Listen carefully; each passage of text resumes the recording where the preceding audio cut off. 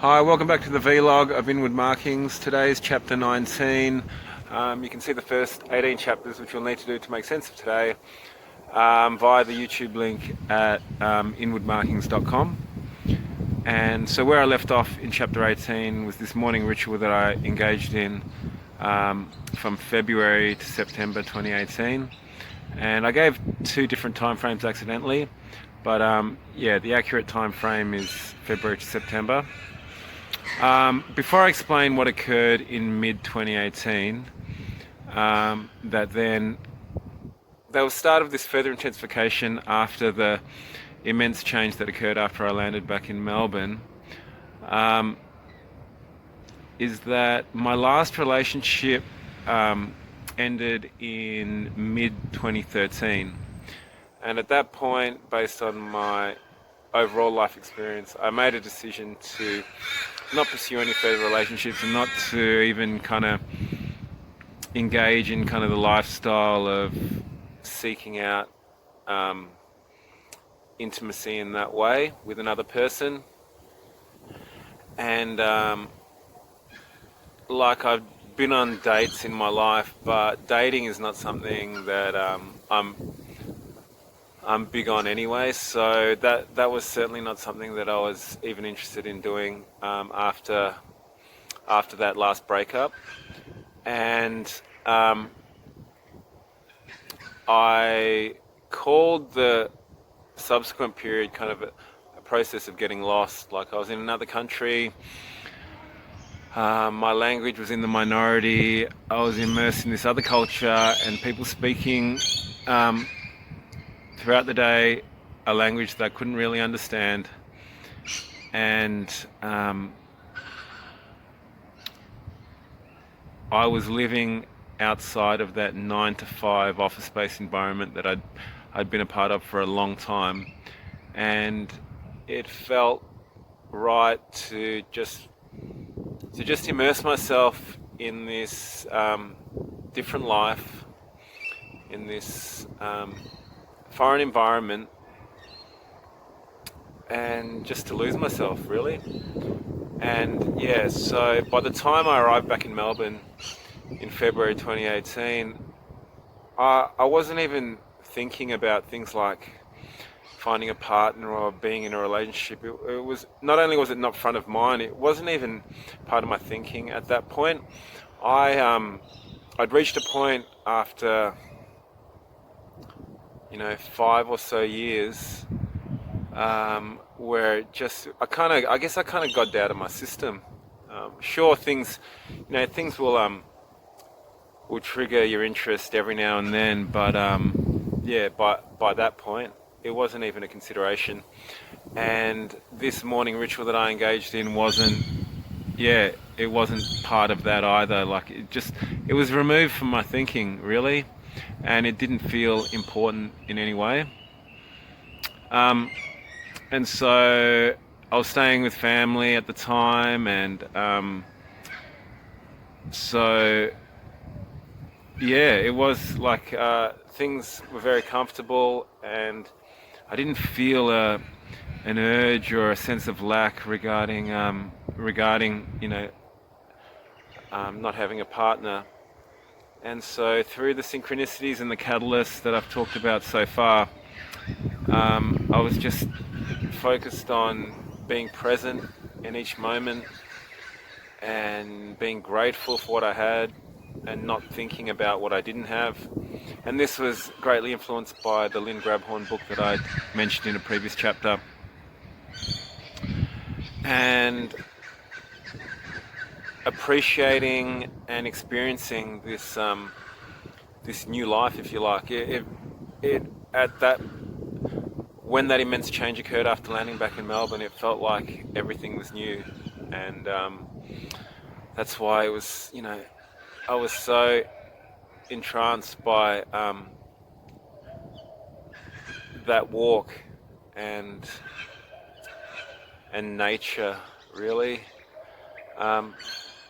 And so on one morning, I proceeded with that same routine, and walked into the supermarket that I did every morning in the same old way and had an encounter with a female staff member there, that then further intensified the way that I was feeling and this new world that I was experiencing.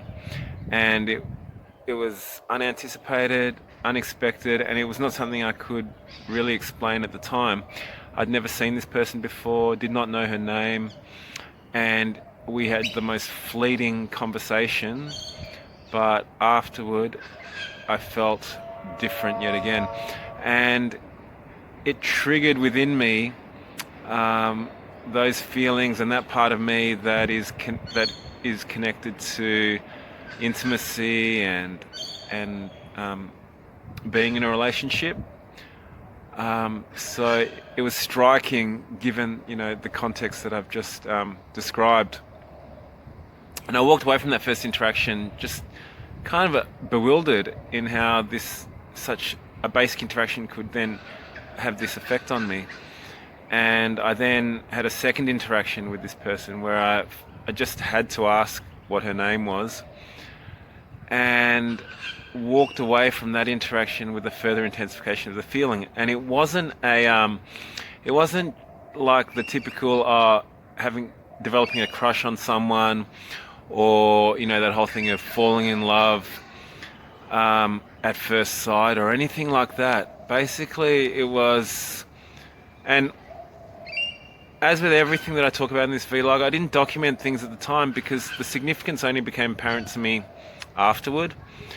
And again with this, it's something that I've come to understand over time, and I probably still don't fully understand it, even though, anyway, that will become clearer in later chapters. But the deep change that occurred after those interactions was the only way I can describe it was a more universal sense of love that was triggered and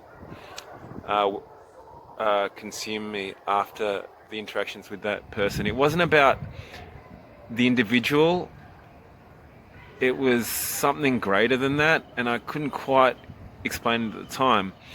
And so the only way I could kind of process what had occurred, because it was just another shift after the immense shift that I couldn't get my head around that occurred after I returned to Melbourne. And so I was like, what the fuck? Now this is happening, and without any there was no way I could prepare for it. It just occurred out of the blue, and just felt compelled to try and make sense of this further change within me. And so the only way I could process it was that I felt compelled to speak to this person, and because I couldn't distinguish at the time whether there was some connection that I needed to have with this person, like it was a crush type or a falling in love type thing, or whether it was something beyond that. And the only way I could think to sort of work on it was to actually talk to this person. And so that was when I left a written note, a handwritten note, with one of the staff there to pass on to her. And so thankfully, she wasn't freaked out, but I was unable to reconcile this in any way over the subsequent, 4, maybe 6 weeks. So I guess it occurred end of June, early July. So it's something around that time frame, 4 to 6 weeks, and but refused to inquire about when she was working or to even talk to any of the other staff members about this person. I didn't feel that was appropriate, and I legitimately was not trying to creep anyone out. And so I left 2 further handwritten notes there. And that, and just explaining the notes, I didn't care about the boyfriend or anything like that. It was, I just felt compelled to speak to her, and I couldn't explain exactly why, so I can imagine she got freaked out. And that's, yeah, when I got a call from the head manager of the store. Okay, so understandably, this young woman is just like anyone, going about her work, minimizing stress, etc. Speaks to her manager. 3 handwritten notes later, she speaks to her manager because she's freaking out. I articulated in those notes that I wasn't seeking to harm her in any way. I didn't care who was present when we spoke. I think even in one note I even said, bring your family along, I don't care. And I said in the note subsequent to her informing me that she has a boyfriend, I don't care about you having a boyfriend. I just feel compelled to speak with you just to find out more about who you are. The thing is, I wasn't able to explain why, because that was what I was trying to work out, and I didn't feel right about explaining what had happened in my life previously, because I just thought that, what that's just too much. And I also didn't I also maintained that commitment to not talking to other staff members about it. I just thought, this is just something that I need to that just concerns myself and this person, and if she doesn't want to meet with me, then I got to work that out. And so the head manager called me and said, I'm going to call the police if you don't leave her alone. And I was obviously totally fine with that. He said, you can continue to shop here, just don't engage with her. And so I just need to be cognizant, because she worked at the registers, of not going through the checkout where she was working. After hanging up the phone, that was when the first of multiple ghost experiences occurred. So this basic retelling might make me come off looking like some kind of creep, but it was not what I was doing, and it's not something that I've ever done. Sure, like anyone, I've made major mistakes regarding relationships, but no, I don't stalk people. I don't try and creep women out. Any that occurs is unintentional, but the reason why I laid that kind of overall context at the beginning is because the shift that occurred after I had this interaction with the young woman working at the supermarket was fundamental, in a deeply meaningful way, that built upon the fundamental life-changing shift that occurred after I arrived back in Melbourne in February 2018. So it altered me in a way that I was so consumed by this reconnection or rekindling of this part of me, in a way that it was intensified, unlike what I'd experienced before in my life, that I felt compelled to try and make sense of it. It was all-consuming. It was not something that I could just simply ignore or just disregard. And the only way I could make sense of it was to try and speak to the young woman who I now realise was the catalyst for that change. It wasn't the young woman per se, and it wasn't her that I actually needed to speak with. She was one of 2 catalysts that, I think there have been multiple catalysts, but in terms of those that are of greater significance to the experience I had leading up to the launch of Inward Markings, and specific to the major kind of realization that I'm continuing to undergo, there have been 2. major catalysts. And so I left that first note, and of course, as you can imagine, the young woman just thought that I was trying to hit on her or to pick her up, and it was a really frightening thing to do.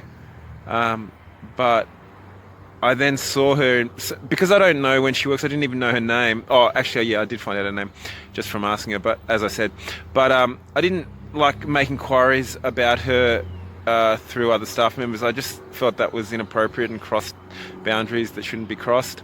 And so I just would go in there as part of my morning ritual, and if she was there, then that's when I would try and speak with her. So I ended up just leaving a note because I didn't want to make those inquiries, and did happen to run into her on a subsequent morning. And as you can imagine, she just said to me, "Oh, that was very nice of you to leave that note, but I have a boyfriend." And I just said, "Yeah, no, that's fine, as long as you're okay," because my main concern was that it would freak her out.